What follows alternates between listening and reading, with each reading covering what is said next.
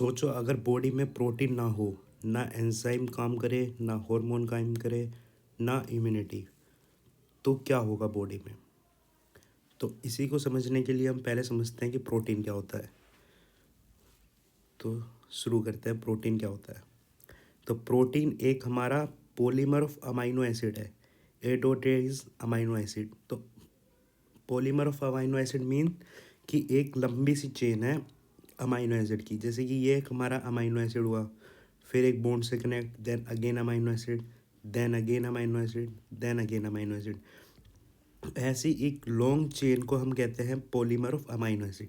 तो प्रोटीन कह देते हैं जब हमारे बहुत सारे अमाइनो एसिड मिलकर बनाते हैं। तो प्रोटीन हमेशा हमारा हेट्रोपॉलीमर की फॉर्म में प्रेजेंट होता है, कभी भी होमोपॉलीमर नहीं होगा। हेट्रोपॉलीमर मतलब कि हमारे अलग अलग टाइप के अमाइनो एसिड जुड़कर ही एक लंबी सी चेन बनाएंगे, तो उसे हम हेट्रो कहते हैं, जो अलग अलग अमाइनो एसिड के मिलकर बनता है। ठीक है, तो प्रोटीन एक हमारा हेट्रोपॉलीमर हुआ। तो मोस्ट अबंडेंट प्रोटीन कौन सा होता है। तो बहुत सारे प्रोटीन हैं, तो सबसे ज़्यादा हमारा कौन सा प्रोटीन प्रेजेंट है। तो पूरे बायोस्फीयर में देखा जाए तो रुबिस्को एक हमारा सबसे अबंडेंट प्रोटीन है। राइबोज, बिसफॉस्फेट, कार्बोक्सिलेज, ऑक्सीजनेज, ये हमारा फुल फॉर्म है रुबिस्को की, जो हमारा बायोस्फीयर में सबसे ज़्यादा में प्रेजेंट है। अगला अगर हम एनिमल की बात करें, एनिमल को देखा जाए तो हमारा कोलेजन, कोलेजन इज़ अ सबसे इम्पोर्टेंट प्रोटीन, क्योंकि ये हमारा बहुत सारी मसल्स को जोड़ के रखता है। मसल आपस में जो जुड़ती है वो मेनली हमारे कोलेजन से जुड़ती है, तो इसको भी हम इम्पोर्टेंट कह सकते हैं और इसीलिए अबंडेंट है। तो हमें प्रोटीन की देख लिया कि क्या होता है डेफिनेशन और कैसे होता है। अब प्रोटीन जुड़ते कैसे हैं, मतलब अमाइनो एसिड जुड़ते कैसे हैं एक दूसरे से, तो उस बॉन्ड को हम कहते हैं पेप्टाइड बॉन्ड।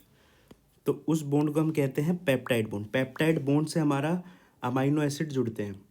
तो पेप्टाइड बॉन्ड फॉर्म कैसे होता है, पहले हम ये देखते हैं। तो पेप्टाइड बॉन्ड फॉर्म होता है जैसे कि हमारा ये पहला अमाइनो एसिड है। अमाइनो एसिड में क्या होता है कि ये हमारा एक अमोनियम ग्रुप प्रेजेंट होता है और इधर एक हमारा कार्बोक्सिलिक ग्रुप प्रेजेंट होता है। बेसिकली खोल के लिख रखा है, ये है COOH। ठीक है, तो ये हमारा कार्बोक्सिलिक ग्रुप प्रेजेंट होता है। तो दो अगर अमाइनो एसिड जुड़ रहे हैं तो हमारा किससे जुड़ेंगे, पेप्टाइड बॉन्ड से। तो ये वाली बॉन्ड हमारी पेप्टाइड बॉन्ड है, जिसमें से हमारा OH एंड हाइड्रोजन मिलके वाटर बना देता है, वो हमारा आउट हो जाता है, तो हमारा एक पेप्टाइड बॉन्ड फॉर्म हो जाता है। तो ये दो अमाइनो एसिड को जोड़ रहा है, तो ये हमारा एक पेप्टाइड बॉन्ड है। ठीक है, अब हम स्ट्रक्चर इंपॉर्टेंट होता है हमारा एग्जाम पॉइंट ऑफ व्यू से। आप किसी भी एग्जाम की तैयारी कर रहे हो तो हमारा प्रोटीन का स्ट्रक्चर पूछा ही पूछा जाता है।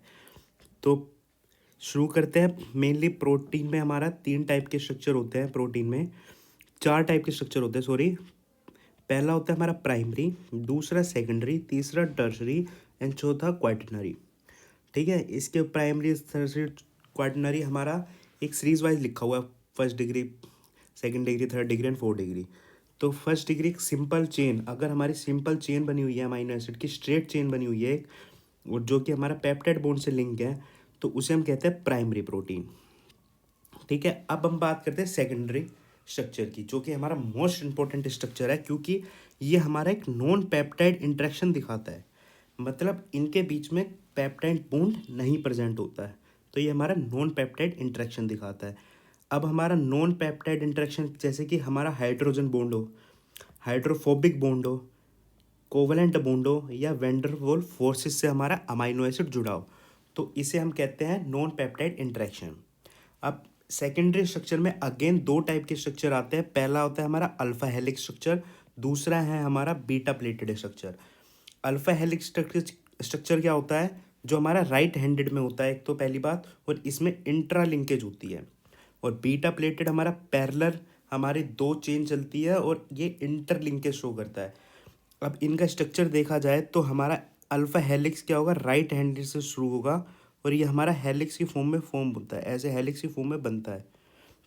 और जैसे कि इन 2 चेन के बीच में हमारा ये जो बॉन्ड बन रहा है, इसे हम कहते हैं हाइड्रोजन बॉन्ड, या कोई भी बॉन्ड हो, कोवैलेंट बॉन्ड हो या हमारा हाइड्रोफोबिक बॉन्ड हो, मेनली हाइड्रोजन बॉन्ड होता है मैक्सिमम टाइम, तो ये हमारा हाइड्रोजन बॉन्ड है। तो अगर सेम चेन में हमारा ये लिंकेज हो रहा है, सेम चेन में अगर हमारा ये लिंकेज हो रहा है, तो इसे हम कहते हैं इंट्रा लिंकेज। और हमारा बीटा प्लेटेड हमारा जिगजैग फॉर्म में प्रेजेंट होता है, ये हमारी जिगजैग चेन है अमाइनो एसिड की। Again this is second zigzag chain of amino acid, and इनके बीच में अगर हमारा अटैच हो रहा है ये वाला बॉन्ड, इनके दो अलग अलग चेन के बीच में लग रहा है, इसे हम कहते हैं इंटर चेन। ठीक है, और अगेन ये बॉन्ड हमारा हाइड्रोजन बॉन्ड होता है मैक्सिमम टाइम। ठीक है, ये तो हमारे हो गए अल्फा और बीटा प्लेटेड की बात। अब आगे हम चलते हैं, हमारी आती है टर्सरी स्ट्रक्चर। टर्सरी स्ट्रक्चर एक 3D स्ट्रक्चर होता है, जैसे काइंड ऑफ हम बॉल लगा लेते हैं, या तो फिर हमारी वुलन की बॉल जो होती है, वुलन बॉल होती है, उसके टाइप का स्ट्रक्चर होता है। और इसमें ये जो ऑरेंज वाले पार्ट दिख रहा है, ये वाला ऑरेंज वाला पार्ट, इसको हम कहते हैं एक्टिव साइड, एक्टिव साइट। ठीक है, यही सब लिखा हुआ है इधर, देखो ये वुलम वोन का भी एग्जांपल दे रखा है मैंने। तो इसे हम कहते हैं टर्सरी स्ट्रक्चर, मेनली 3D होता है। इसमें इसके एग्जांपल आते हैं एंजाइम, मैक्सिमम एंजाइम जो होते हैं हमारे टर्सरी स्ट्रक्चर में प्रेजेंट होते हैं।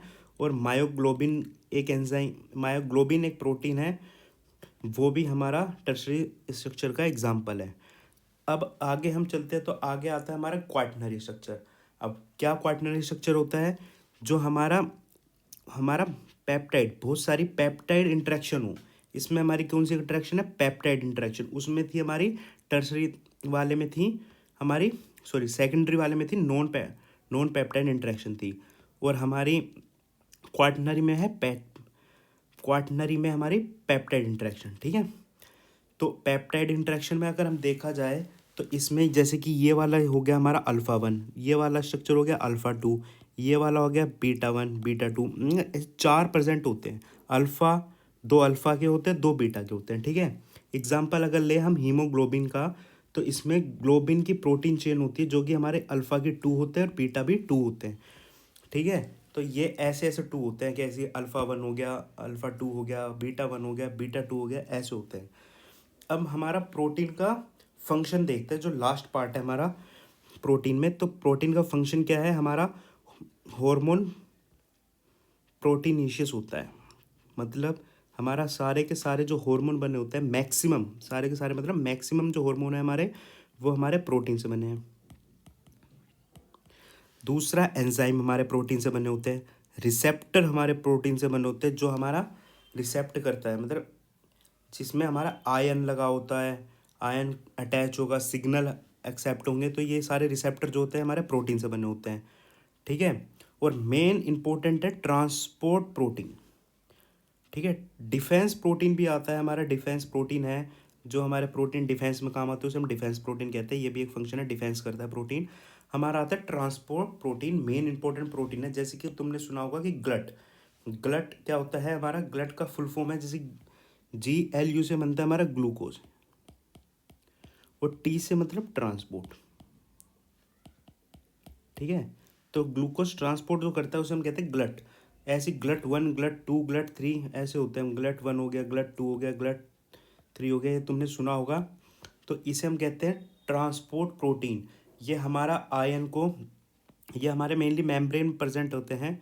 जैसे कि एक पहला ग्लट प्रेजेंट है, इस ग्लट से हमारा अंदर आता है कोई, जैसे सोडियम आयन आ गया, अंदर आ गया सोडियम आयन, तो ये ग्लट प्रेजेंट होता है, ग्लट की वजह से होता है। ग्लूकोस हो गया, ग्लूकोस हमारे अंदर घुस रहा है, तो मेम्ब्रेन के मतलब सेल के अंदर घुस रहा है, तो हमारा हेल्प करता है ग्लट प्रोटीन। तो एक और इम्पोर्टेंट चीज़ आती है हमारी डी नेचर ऑफ प्रोटीन। क्या होता है nature D nature of protein. ये क्या चीज़ है कि डी नेचर है जो हमारा, अगर हम उसको टेम्परेचर इंक्रीज कर दें, अगर हम टेम्परेचर इंक्रीज कर दें, प्रोटीन को लेके टेम्परेचर इंक्रीज कर दे, तो हमारा डी नेचर हो जाता है प्रोटीन का स्ट्रक्चर। जैसे कि हम एग्जांपल ले एग बॉइलिंग का, एग बॉइलिंग का एग्जांपल ले, तो एग बॉईल करने पे हमारा पहले एग एक लिक्विड की फॉर्म में प्रेजेंट होता है। प्राइमरी स्ट्रक्चर, टर्शियरी स्ट्रक्चर या क्वाaternary स्ट्रक्चर, कोई भी स्ट्रक्चर प्रेजेंट हो सकता है, तो हमारा एक लिक्विड की फॉर्म में प्रेजेंट होता है। बट अगर हम उसको हीट करते हैं, बॉयल करते हैं, तो वो हमारा डी नेचर हो जाता है, वाइटिश वाइट वाइट सब वाइटिश सब्सटेंस बना देता है। ठीक है, तो इसका मतलब हमारा क्या हो गया, स्ट्रक्चर जो होता है हमारा प्रोटीन का वो डी नेचर हो चुका है, इसका मतलब जब हम एग बॉईल करते हैं। और दूसरा जो हमारा आता है, हम पीएच, अगर पीएच हमारा या तो कम होगा या ज़्यादा होगा, हमारा ये डिपेंड करता है कौन से एंजाइम के लिए कौन से पीएच की ज़रूरत होती है।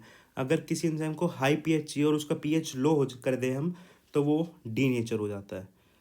तो ये कुछ इंपॉर्टेंट बातें हैं एग्ज़ाम पॉइंट ऑफ व्यू से। अगर आपको ये वीडियो पसंद आई हो या आपको समझ आया हो या कोई भी दिक्कत आई हो तो कमेंट करना। Thank you very much for watching and subscribe my channel.